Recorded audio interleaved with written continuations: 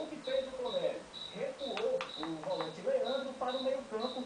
Mamãe, comidinha, mamãe. Esse setor. Vem comer. Então, a novidade aqui vai estar ali no banco. Come, mamãe, comidinha, ó, comidinha. Que anda com fone de Comidinha. Vamos ver na reportagem. Comidinha. Na vida de um atacante, a falta de gol tira o sono. Come. Davi. Mamãe, comidinha. Comidinha. Come.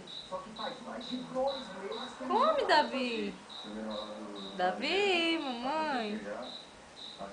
Mamãe. Come, comidinha. Reinaldo chegou a ficar um tempo fora da equipe. Come. Pênalti contra o Figueirense. Ei, Espera que a maré de azar Davi. hoje. E que o jogo contra o América Ui. represente Oh. o recomeço. Mamãe. Mamãe. Tá dormindo.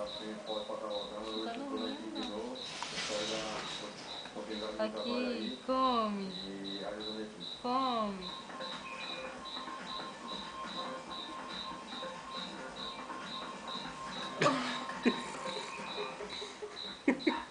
Já o América aposta na boa fase para vencer o Bahia. O time de Natal está cheio de novidades para o jogo de logo mais. Antes do jogo contra o Bahia, o treino é leve, apenas um recreativo. Mas tem novidade.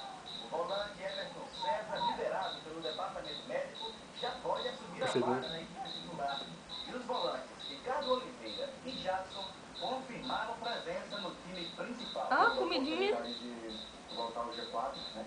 Então nós temos que entrar com a mesma postura e com a mesma atitude que nós temos tido na competição. O ataque é uma das maiores preocupações do técnico Guilherme Macuglia. O fato é que Sandro Hiroshi voltou para o futebol coreano, Lúcio está suspenso pelo terceiro cartão amarelo, que até o reserva